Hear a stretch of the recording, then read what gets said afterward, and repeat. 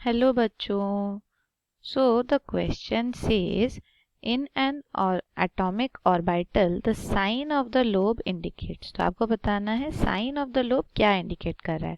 Option A sign of probability distribution, option B sign of charge, option C sign of wave function and option D presence और absence of an electron. तो इस question को करने से पहले हम देख लेते हैं इसके की कंसेप्ट को। ओके तो की कंसेप्ट में आपको दो चीजें जानना जरूरी है कि आपका जो लोब्स है वो एक्चुअली है क्या, राइट।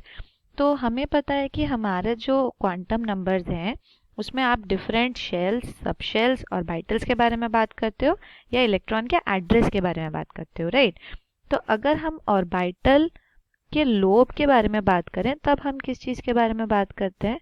तो लोब्स एक्चुअली ये रिप्रेजेंट करते हैं आपके इलेक्ट्रॉन क्लाउड के डेंसिटी को। तो यहाँ लिख सकते हैं gives information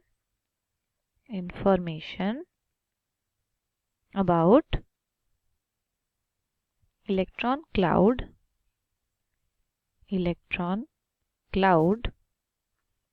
of the orbital. तो आपके ऑर्बिटल में जो इलेक्ट्रॉन क्लाउड है उसका कैसा शेप है उस चीज को आप देख सकते हो लोब के हेल्प से, या उसकी कितनी डेंसिटी है उसको आप देख सकते हो, right. Electron cloud of the orbital, या यहाँ पे लिख सकते हैं electron cloud density, electron cloud density, alright. Okay तो होता क्या है, हमें पता है जैसे कि हमारे पास एस ऑर्बिटल है वो स्फेरिकल शेप में होता है, पी ऑर्बिटल है ये डम्बल शेप में होता है, डी ऑर्बिटल है ये डबल डम्बल शेप में होता है एंड सो ऑन, राइट। तो इनका जो शेप आया वो शेप आया कहाँ से। तो यहाँ पे हमें पता होना जरूरी है कि अगर हम इलेक्ट्रॉन को इलेक्ट्रॉन क्लाउड कंसिडर करें, और ये कहाँ पे हम यूज करते हैं जब हम क्वांटम थियोरी पढ़ना शुरू करते हैं, यानी हम नील्स बोर की थियोरी को नेग्लेक्ट कर लेते हैं और क्वांटम थियोरी पे आते हैं, तो वहां हमने देखा इलेक्ट्रॉन क्लाउड के प्रेजेंस में होता है।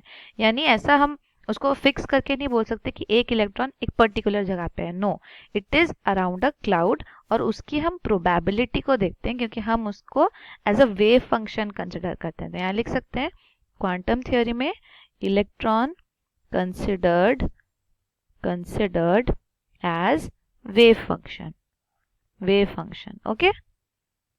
और ये जो शेप है जो स्फेरिकल, डबल डम्बल, ये किस लिए आया, ये इन्हीं के डिस्ट्रीब्यूशन की वजह से आया। तो यहाँ पे लिख सकते हैं shape of orbital is due two electron cloud distribution. तो जिस टाइप में उसका डिस्ट्रीब्यूशन है, जिस प्रोबेबिलिटी के साथ, उसके हिसाब से उसका शेप चेंज होता है। अगर आप यहाँ स्फेरिकल के लिए देखो तो अगर आप सेंटर से लेके एंड की तरफ चलना शुरू करते हो तो प्रोबेबिलिटी सेम होती है क्योंकि रेडियस सेम है।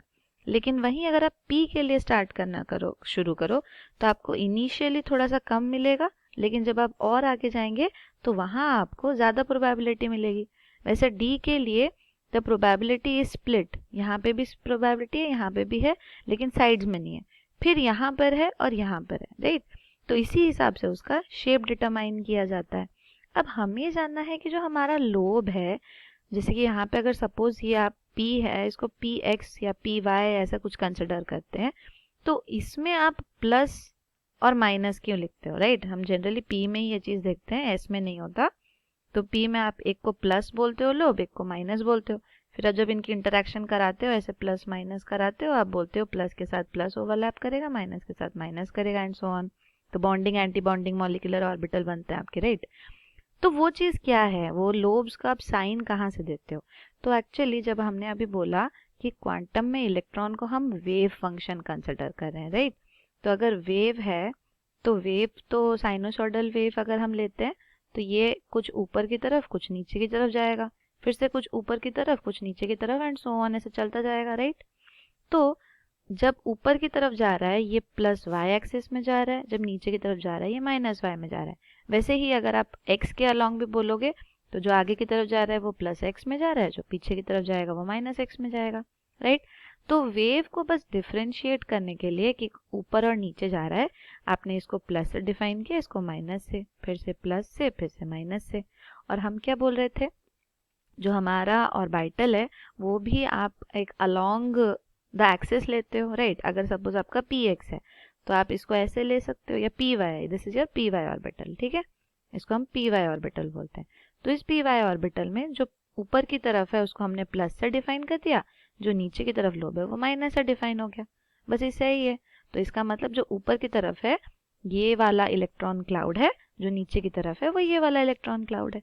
तो यहाँ हमारा साइन ऑफ लोब जो है, साइन ऑफ द लोब, ये क्या रिप्रेजेंट कर रहा है, ये रिप्रेजेंट कर रहा है the wave function, wave function sine, ठीक है। और जनरली आपका जो वेव फंक्शन होता है वो साई से रिप्रेजेंट किया जाता है, इसीलिए हम बोलते हैं कि साई जो है वो पॉजिटिव और नेगेटिव दोनों में हो सकता है, वो वेव में है।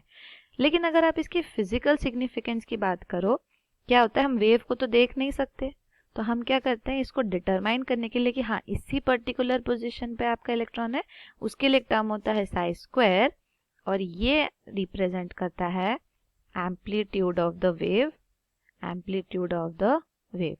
और एम्पलीट्यूड ही आपको बताता है आपके इलेक्ट्रॉन के प्रेजेंस के बारे में, प्रेजेंस ऑफ द इलेक्ट्रॉन। तो जो पॉजिटिव और नेगेटिव है उसको अगर आपको डिफाइन करना हो, या उसको आपको एक ही डायरेक्शन में रखना हो, या उसका फिजिकल सिग्निफिकेंस बताना हो, राइट, फिजिकल सिग्निफिकेंस, तब वहां पे आप साई स्क्वायर की बात करते हो, और इसी को ही फिर हम श्रोडिंगर इक्वेशन में यूज करके अपने इलेक्ट्रॉन डेंसिटी को फाइंड आउट करते हैं।